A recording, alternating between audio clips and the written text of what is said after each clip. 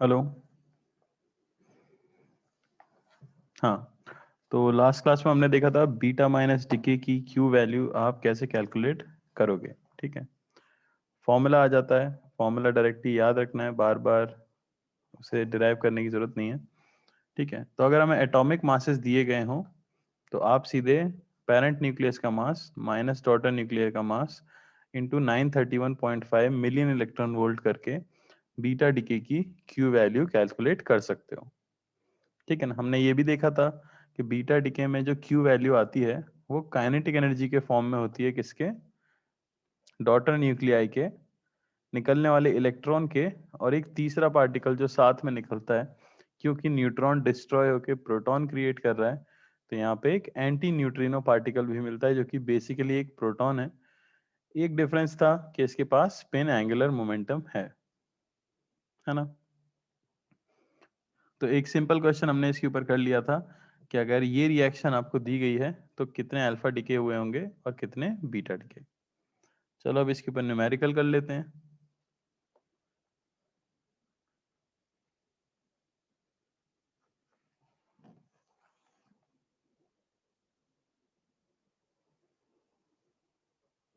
ठीक है, तो क्वेश्चन है कि phosphorus 32 beta decays to S32। ठीक है ना, तो आपको बताना है find the sum of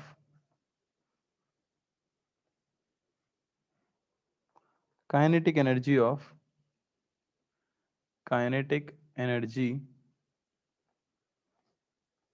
of antineutrino and beta particle emitted, जो कि ओवरऑल क्या हो गई, क्यू वैल्यू ही हो गई। ठीक है, बस लिखने का तरीका है, क्योंकि हमें पता है काइनेटिक एनर्जी इन्हीं के फॉर्म में होती है पूरी क्यू वैल्यू, तो हमें वही कंसिडर करना है। साथ में बता दिया गया है neglect the recoil of daughter nuclei, यानी कि डॉटर न्यूक्लियाई को रेस्ट पर मानना है। ओके, एटॉमिक मासेस आपको दे दिए गए हैं।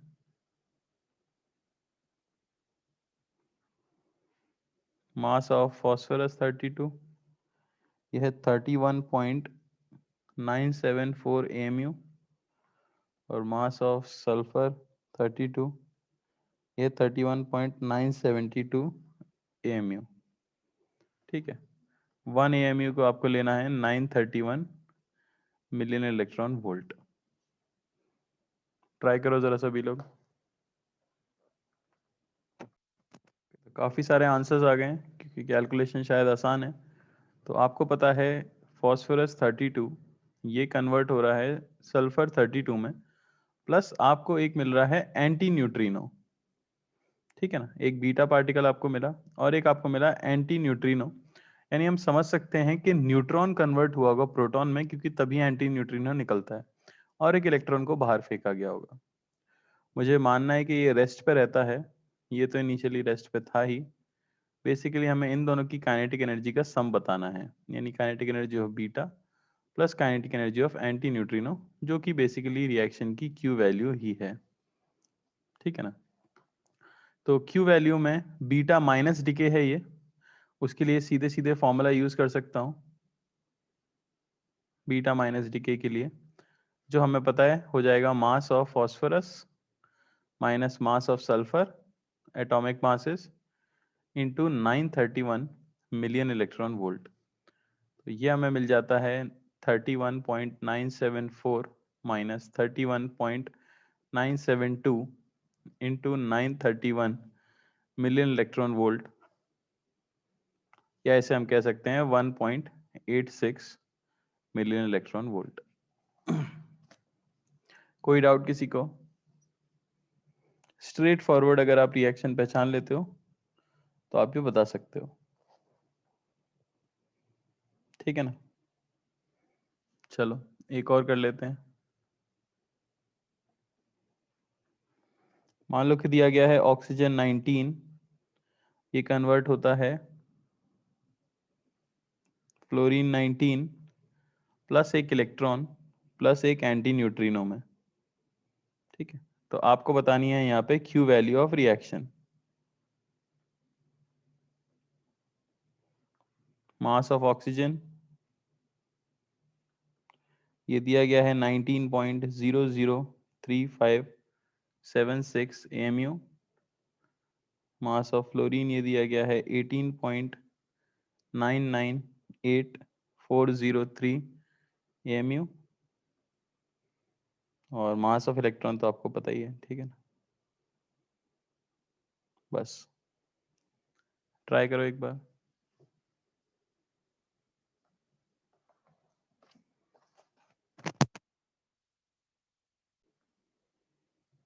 ठीक है, तो सिंपल बीटा डिके की इक्वेशन लिखनी है। क्यू वैल्यू आपको मिल जाएगी mass of oxygen minus mass of fluorine into 931 million electron volt. Calculate करोगे ये मिलेगा आपको 19.003576 minus 18.998403 into 931 million electron volt, और इसकी वैल्यू हमें मिल जाएगी 4.816 मिलियन इलेक्ट्रॉन वोल्ट। ठीक है ना। तो बिना कैलकुलेटर के भी आपकी 4.8 तक तो आनी ही चाहिए। अगर उससे ज़्यादा क्लोज आप नहीं निकाल पा रहे हो तो प्लीज़ कैलकुलेटर यूज़ ना करें, फिर से मैं बोलूँगा। ठीक है, चलो नेक्स्ट क्वेश्चन पे चलते हैं।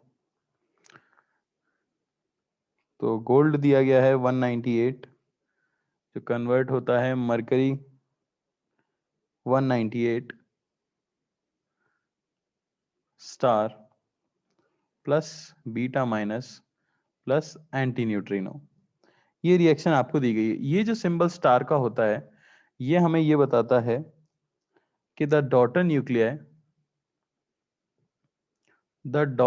Nuclei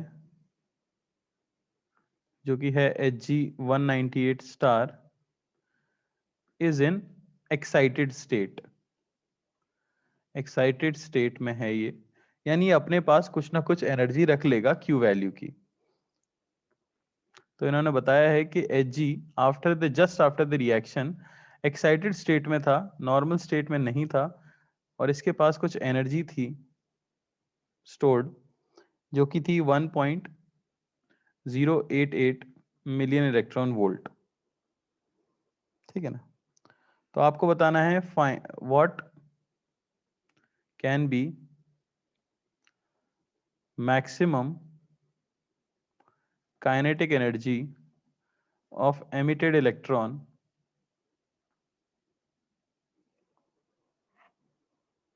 in the process. बात समझने की कोशिश करो। ये रिएक्शन कंप्लीट होगी, आपको कुछ क्यू वैल्यू मिलेगी। उस क्यू वैल्यू का कुछ हिस्सा मरकरी के पास ही रहता है क्योंकि वो एक्साइटेड स्टेट में है, वो नॉर्मल स्टेट में नहीं है, कुछ एनर्जी अपने पास रख लेती है।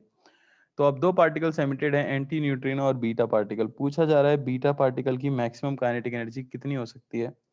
अगर मास ऑफ गोल्ड 198, ये आपको दिया गया है 197.968233 AMU, और मास ऑफ Hg यानी मरकरी ये आपको दिया गया है 197.966760 AMU। ट्राई करो। चलो देखो, तो सबसे पहले तो Q वैल्यू कैलकुलेट कर लेते हैं। तो वो मास ऑफ गोल्ड 197.968233 माइनस 197.966760, ये हो गया mass defect into 931 million electron volt. ठीक है, इसे सॉल्व करते ही आपको जो वैल्यू मिलती है वो मिलती है 1.3686 मिलियन इलेक्ट्रॉन वोल्ट। अब इसमें से कुछ अमाउंट में एनर्जी डॉटर न्यूक्लियाई के पास रह जाती है, तो रिमेनिंग जो काइनेटिक एनर्जी के फॉर्म में हो सकती है वो हो जाएगी 1.3686 माइनस 1.088 मिलियन इलेक्ट्रॉन वोल्ट, जो कि कितनी हो जाएगी 0.2806 मिलियन इलेक्ट्रॉन वोल्ट। अब ये काइनेटिक एनर्जी डिस्ट्रीब्यूट होनी चाहिए थी इलेक्ट्रॉन में और एंटी न्यूट्रिनो में। यहाँ मैक्सिमम की बात हो रही है, तो ये किसी भी रेशियो में डिस्ट्रीब्यूट होती है, बात ये है। तो यहाँ हम मान लेंगे, क्योंकि हमसे मैक्सिमम पूछी जा रही है, तो मैं कह सकता हूँ कि के मैक्स ऑफ बीटा पार्टिकल ये हो जाएगी 0.2806 और kinetic energy of anti neutrino हो जाएगी 0। हमने मान लिया कि एंटी न्यूट्रिनो को कुछ भी एनर्जी नहीं मिली, और जो भी एनर्जी बाकी थी वो सारी की सारी किसको मिल गई, बीटा पार्टिकल को मिल गई। कोई doubt?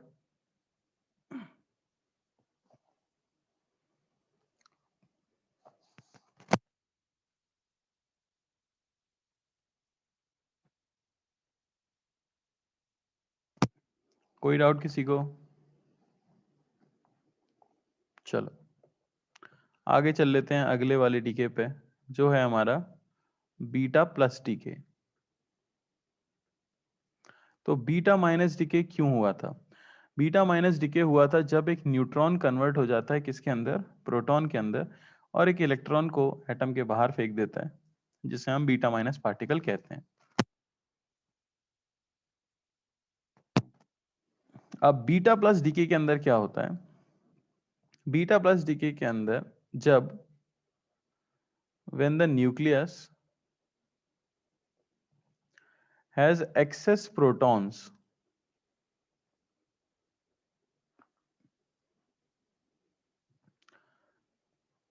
some protons may convert to neutron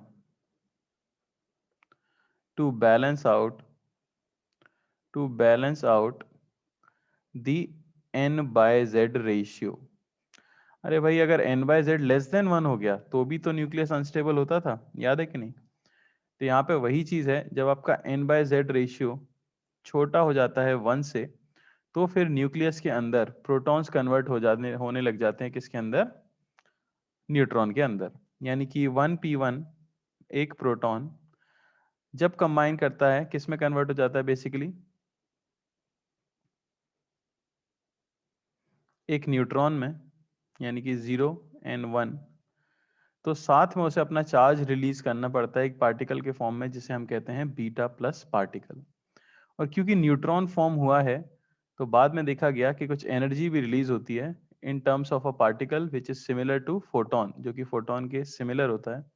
यह है बीटा प्लस डीके, तो इसे कहा जाता है न्यूट्रिनो। तो जैसे बीटा माइनस डीके में एंटी न्यूट्रिनो निकलता था, वैसे ही बीटा प्लस डीके में आपको न्यूट्रिनो बाहर मिलता है। ये कहलाता है बीटा प्लस पार्टिकल, या इसे कहा जाता है पॉजिट्रॉन। ओके, पॉजिट्रॉन क्या होता है? तो positron is anti particle of electron, यानी कि same mass but positive charge. ठीक है ना, ये प्रोटॉन नहीं है, याद रखना। इसका मास इलेक्ट्रॉन के मास के बराबर होता है, और चार्ज सेम होता है, पर चार्ज कैसा होता है, पॉजिटिव। ठीक है ना, समझ आई बात? ये प्रोसेस कहलाता है बीटा प्लस डीके। इसकी एक खास बात है, नेचर में देखा गया कि न्यूट्रॉन तो प्रोटॉन में कन्वर्ट हो सकता है आउटसाइड द न्यूक्लियस भी। समझ आ रही बात? आपके पास एक आइसोलेटेड न्यूट्रॉन है अगर, तो उसे आप कन्वर्ट कर सकते हो एक प्रोटॉन के अंदर, न्यूक्लियस के बाहर भी। लेकिन बीटा प्लस डीके जो रिएक्शन है, ये can only take place inside the nucleus, ये बाहर नहीं हो सकती। ठीक है, चलो, तो हमें बीटा प्लस की रिएक्शन मिल गई है। यहाँ पे पार्टिकल बीटा प्लस निकलेगा और एक न्यूट्रिनो निकलने वाला है। अब इसको न्यूक्लियर रिएक्शन के फॉर्म में कैसे लिखेंगे? तो आपके पास कोई x है ZA, एक प्रोटॉन कन्वर्ट होने वाला है किसके अंदर, न्यूट्रॉन के अंदर। तो मास नंबर पे तो कुछ फर्क पड़ेगा नहीं, डॉटर न्यूक्लियाई का भी मास नंबर तो यही रहेगा, लेकिन यहाँ पे प्रोटॉन की संख्या एक से कम हो जाएगी। प्लस एक आपको मिल रहा है पॉजिट्रॉन और प्लस एक न्यूट्रिनो। तो ये हो जाती है क्या, nuclear reaction of beta plus decay. Obviously similar to beta minus, A remains unchanged.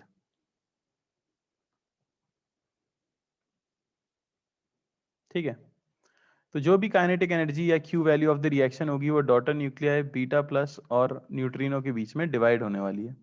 तो कैलकुलेट कर लेते हैं कि Q वैल्यू क्या आएगी, Q value of beta plus टीके। तो बीटा माइनस में तो डायरेक्ट फॉर्मूला आ गया था, mass of parent nuclei mass of minus mass of daughter nuclei into 931। यहाँ पे अगर मैं रिएक्शन लिखूं Q वैल्यू की, तो फिर से वही एटॉमिक मासेस अगर दिए गए हैं, सबसे पहले आप लिखोगे मास ऑफ x माइनस कितने इलेक्ट्रॉन होंगे उसमें, z प्रोटॉन है तो z इलेक्ट्रॉन होंगे, तो z into mass of electron. समझ आई बात, ये हुआ रिएक्टेंट का मास, माइनस प्रोडक्ट y का मास जो होगा, mass of y atomic mass, minus z minus 1 protons हैं तो z माइनस 1 इलेक्ट्रॉन्स होंगे, माइनस एक इलेक्ट्रॉन आपको यहाँ पे मिला है, बेसिकली एक पॉजिट्रॉन मिला है पर उसका मास इलेक्ट्रॉन के मास के इक्वल है, तो माइनस एम ई और इंटू 931.5 मिलियन इलेक्ट्रॉन वोल्ट। समझ आई बात। सॉल्व करने पे आपको Q वैल्यू का एक्सप्रेशन मिलेगा, mass of x minus mass of y minus 2 mass of electron into 931.5 million electron volt. तो बीटा माइनस डिके में तो मास ऑफ इलेक्ट्रॉन की कोई टर्म ही नहीं आती Q वैल्यू में, लेकिन बीटा प्लस डिके में 2 टाइम्स मास ऑफ इलेक्ट्रॉन की वैल्यू आती है बीटा प्लस डीके के लिए। याद रखना, फिर से मैं बता देता हूं, ऑल्दो मैं पहले भी बता चुका हूं, मास ऑफ इलेक्ट्रॉन एएमयू के अंदर इंटू 931.5 मिलियन इलेक्ट्रॉन वोल्ट, ये लगभग 0.51 मिलियन इलेक्ट्रॉन वोल्ट आता है, जो कि नेग्लिजिबल नहीं है।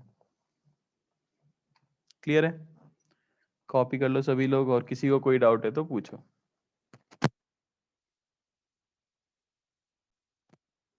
चलो क्वेश्चन कर लेते हैं। तो हमारे पास है एल्यूमिनियम 23 जो कन्वर्ट हो रहा है, सॉरी एल्यूमिनियम 25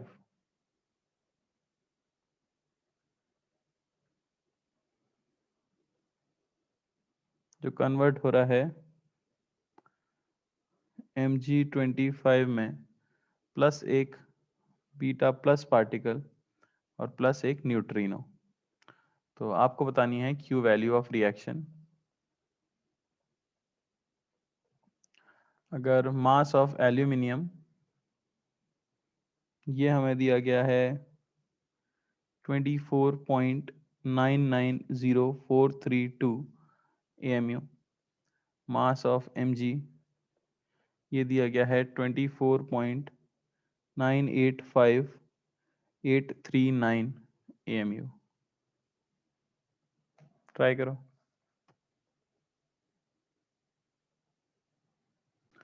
चलो देखो, तो सॉल्व कर लो, क्या आ जाएगा।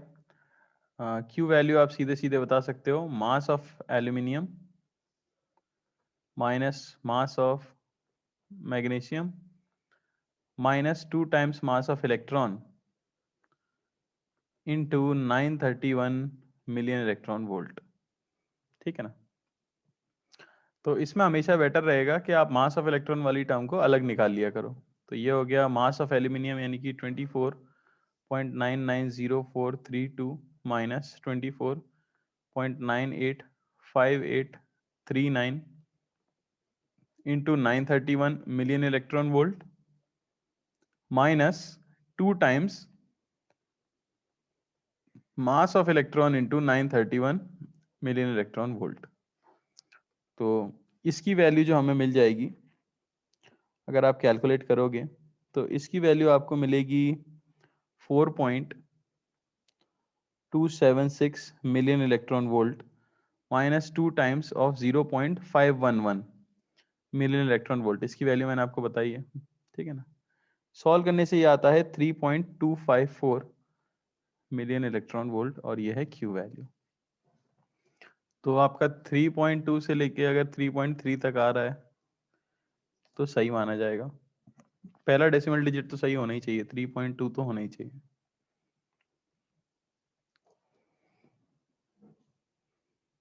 ठीक है, ठीक है ना। तो मान लो कि हमें दी गई है एक रिएक्शन नाइट्रोजन 12, ये कन्वर्ट होता है कार्बन 12 एक्साइटेड स्टेट में, प्लस एक बीटा प्लस और प्लस एक न्यूट्रिनो। फिर जो कार्बन 12 था हमारे पास एक्साइटेड स्टेट में, वो आता है ग्राउंड स्टेट में नॉर्मल C12, प्लस एक गामा रेडिएशन बाहर फेंकता है वो, जो कि है 4.43 मिलियन इलेक्ट्रॉन वोल्ट की। ठीक है, तो आपको बताना है maximum kinetic energy of beta plus particle. Find maximum kinetic energy of beta plus particle. Okay, और मास दिया गया है हमें नाइट्रोजन 12 का, वो है 12.018613 AMU। ठीक है ना। और मास ऑफ प्रोटॉन ये आपको दे दिया गया है 1.007276 AMU। या एक सेकेंड रुक जाओ।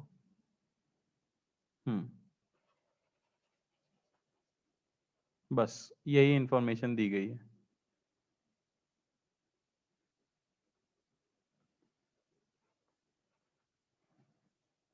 तो यहां मैं एक इंफॉर्मेशन बताना चाहूंगा जो कि काफी इंपॉर्टेंट है। ठीक है, वो ये है कि जब हमने AMU डिफाइन किया था तो कैसे डिफाइन किया था। ठीक है ना, 1 AMU जब हमने डिफाइन किया तो मास ऑफ प्रोटॉन को डिफाइन नहीं किया था, याद रखना ये चीज। 1 AMU डिफाइन किया गया था 1/12 मास ऑफ कार्बन 12 आइसोटोप। बात समझ आ रही है। कार्बन 12 जो आपके पास था उसके 1/12 मास को बोला गया था 1 AMU, क्योंकि उसके अंदर 12 न्यूक्लियॉन्स हैं, तो एवरेज जो भी आया उसे 1 AMU बोला गया, एटॉमिक मास यूनिट बोला गया। तो ये चीज इंपॉर्टेंट है, याद रखना। ट्राई करो सभी लोग। चलो देखो, तो सबसे पहले तो Q वैल्यू कैलकुलेट कर लेते हैं। वो हो जाएगी mass of nitrogen minus mass of carbon minus 2 times mass of electron into 931 million electron volt. तो ये आ जाएगा हमारे पास 12.018613 माइनस मास ऑफ कार्बन सीधे हो जाएगा 12 AMU, सिर्फ 12, exact 12 into 931 million electron volt minus 2 times mass of electron into 931 0.511 million electron volt आ जाएगा हमारे पास Q वैल्यू। समझ आई बात। एक बार आपके पास Q वैल्यू आ गई तो उसमें से कितनी energy, 4.43 million electron volt energy carbon अपने पास रख लेगा। तो बची हुई सारी एनर्जी मैक्सिमम काइनेटिक एनर्जी हो सकती है किसकी, बीटा पार्टिकल की, अगर न्यूट्रिनो को कोई भी एनर्जी ना मिले तो काइनेटिक एनर्जी मैक्सिमम मैं सीधे कह सकता हूं Q value minus 4.88 million electron volt, 4.43 million electron volt. और इसे सॉल्व करने से हमें वैल्यू मिलती है 11.88 मिलियन इलेक्ट्रॉन वोल्ट। ठीक है, तो इसके पास पास अगर आपका आंसर आया है तो वो सही है, वरना वो गलत है। और अगर आपने कैलकुलेटर से किया है फिर आया है तो ऑब्वियसली गलत है ही। ठीक है, चलो आगे बढ़ते हैं। तीसरा, जिसे कहा जाता है के कैप्चर। के कैप्चर।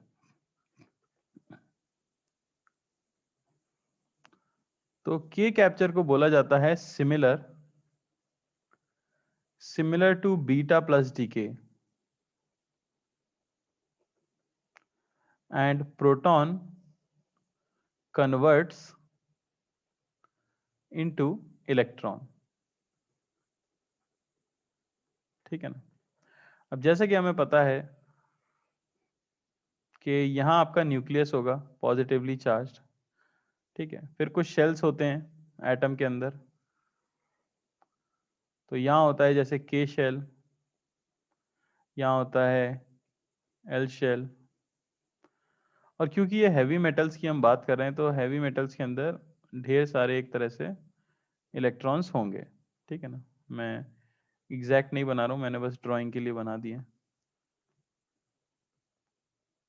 तो के कैप्चर में बेसिकली होता क्या है कि एक प्रोटॉन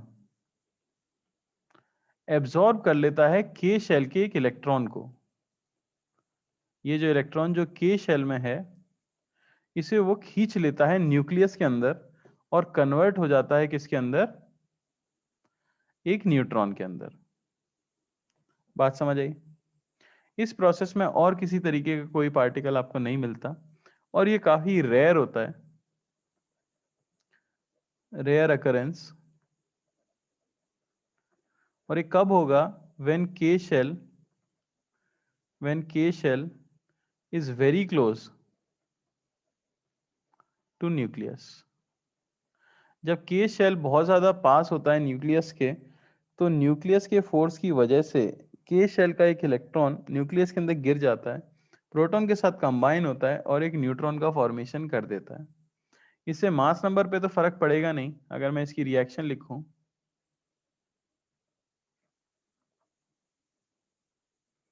तो अगर एक्स जेड ए था और वो के कैप्चर करता है तो y जो मिलेगा उसमें a ही होगा, लेकिन z की वैल्यू एक कम हो जाएगी। ठीक है ना, ये सीधी सीधी आपके पास रिएक्शन आ जाती है। तो इस रिएक्शन के लिए भी अगर आप कैलकुलेट करो, क्या बेसिकली यहाँ पे मुझे एक इलेक्ट्रॉन को एब्जॉर्ब कराना होगा, 0 प्लस ये मिलके हमें क्या दे देता है, एक y। इसके लिए अगर आप q वैल्यू कैलकुलेट करते हो तो वो हो जाएगा क्या, mass of x minus Z time mass of electron plus mass of electron minus mass of y minus Z minus 1 time mass of electron. तो अगर ध्यान से देखो तो मास ऑफ इलेक्ट्रॉन कैंसिल आउट हो जाएगा और q वैल्यू आपको सिंपली मिल जाएगी mass of x minus mass of y multiplied by 931.5 million electron volt. ठीक है ना। तो ये सिमिलर है बीटा प्लस का, लेकिन Q वैल्यू की एक्सप्रेशन क्या आती है, अलग आती है। समझ रहे हो बात। और कोई पार्टिकल इसके अंदर रिलीज नहीं होता है और ये काफी रेयर अकरेंस है क्योंकि के शेल से आप इलेक्ट्रॉन को न्यूक्लियस के अंदर खींच ले रहे हो। कोई डाउट किसी को।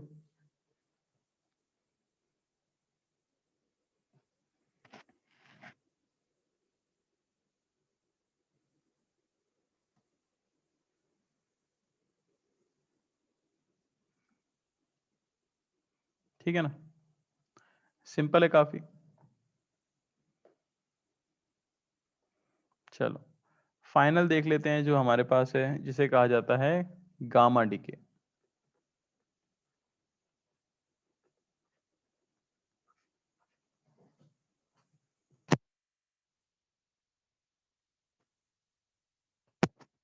तो गामा डीके की स्पेशल बात है कि it takes place after alpha और बीटा डीके। यानी जब भी अल्फा और बीटा डीके होते हैं किसी भी न्यूक्लियस के अंदर तो देखा जाता है कि वो फॉलो होते हैं गामा डीके से, उसके बाद में होता है गामा डीके। ऐसा होता क्यों है, तो मान लो आपके पास जेड एक्स ए था और उसका कोई भी अल्फा या बीटा डीके हुआ है, तो देखा जाता है कि एक आपके पास डॉटर न्यूक्लियाई क्रिएट होता है। ठीक है ना, मैं यहाँ Z डैश लिख देता हूँ या A डैश लिख देता हूँ, जो भी चेंज हुआ हो या ना चेंज हुआ हो, तो उसके ऊपर बना दिया जाता है एक स्टार साइन। ये कहलाता है intermediate state. Intermediate state basically जब ये नया न्यूक्लियस क्रिएट होता है, तो अब आपको न्यूक्लियस के अंदर भी बातें समझनी पड़ेंगी। Inside nucleus also there are energy levels. जैसे हम इलेक्ट्रॉन के लिए बात करते हैं एटम के अंदर के एनर्जी लेवल होते हैं, वो अलग अलग एनर्जी लेवल में ट्रांजिशन कर सकता है, वैसे ही न्यूक्लियस के अंदर भी एनर्जी लेवल्स होते हैं। ठीक है, nucleons on absorbing energy may make transition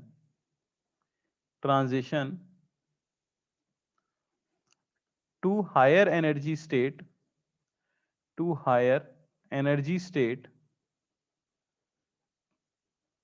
inside nucleus।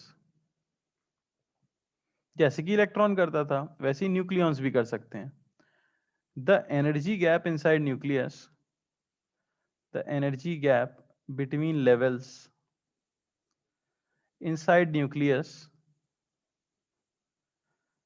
is of order million electron volt. इनका एनर्जी गैप बहुत ज्यादा हाई होता है। समझ आ रही है बात? तो जब ये रेडियो एक्टिव डिके होता है और फाइनली आपको एक डॉटर न्यूक्लियाई मिलता है, तो उसके अंदर न्यूक्लियॉन जो होंगे वो ग्राउंड स्टेट में नहीं होते हैं, बल्कि न्यूक्लियस के अंदर किसी एक्साइटेड स्टेट में होते हैं। और उसमें जाने के लिए वो क्यू वैल्यू में से कुछ मात्रा में एनर्जी को अपने अंदर एब्जॉर्ब कर लेते हैं। तो हम ये कह सकते हैं कि इस समय डॉटर न्यूक्लियाई के पास कुछ ना कुछ एनर्जी है। ठीक है, और ऑब्वियसली जैसे इलेक्ट्रॉन नीचे आता था, वैसे ही after some time nucleons come back to ground state inside nucleus by releasing large amount of energy। तो ये जो Y आपके पास क्रिएट हुआ था, ये अंडरगो जाता है गामा डीके, और जो भी इसके पास एक्सेस एनर्जी थी उससे ये Y क्रिएट करता है और प्लस क्रिएट करता है एक गामा पार्टिकल, जो कि बेसिकली क्या है, प्योर फॉर्म ऑफ एनर्जी है। और ये अब आ चुका है किसके अंदर, ग्राउंड स्टेट के अंदर, न्यूक्लियस। ये था जबकि एक्साइटेड स्टेट के अंदर। और इस फिनोमेना को हम कहते हैं क्या, गामा डीके। तो गामा डीके बेसिकली बस यही है कि अल्फा डीके बीटा डीके हुआ हो, और जो डॉटर न्यूक्लियाई क्रिएट हुआ है वो अगर इंटरमीडिएट स्टेट में है, यानी उसने अपने न्यूक्लियस के अंदर न्यूक्लियॉन्स को हायर एनर्जी लेवल्स के अंदर भेज दिया है, तो कुछ समय के बाद जब वो डॉटर न्यूक्लियाई नॉर्मल स्टेट में आना चाहता है, ग्राउंड स्टेट में आना चाहता है, तो न्यूक्लियस ग्राउंड स्टेट में आते हैं, और जो भी एनर्जी गैप होता है जो कि मिलियन इलेक्ट्रॉन वोल्ट के ऑर्डर का होता है, उसे रिलीज कर देते हैं। और इन्हीं को बोला जाता है गामा रेडिएशंस, जो कि काफी ज्यादा हार्मफुल होती हैं हमारे लिए, क्योंकि इनकी एनर्जी काफी ज्यादा है। समझ आई बात? कोई डाउट किसी को? तो जब मैंने ये क्वेश्चन दिया था, तो इसका मतलब अब आपको क्लियर हो रहा होगा। ये था इंटरमीडिएट स्टेट, जिससे कि एक गामा रेडिएशन बाहर एमिट हुई थी। तो याद रखना, ये हमेशा अकंपनी होता है किससे, अल्फा डिके या बीटा डिके से, और उसके बाद ही होता है। तो इसका यूज सिर्फ क्वेश्चंस में क्या हो सकता है, या तो आपसे कोई थ्योरेटिकल क्वेश्चन पूछेगा, या फिर ये बता देगा कि भाई इतनी एनर्जी गामा रेडिएशन के फॉर्म में मिलती है, तो आप समझ जाओगे कि इतनी एनर्जी डॉटर न्यूक्लियाई ने एब्जॉर्ब कर ली थी क्यू वैल्यू में से। ठीक है।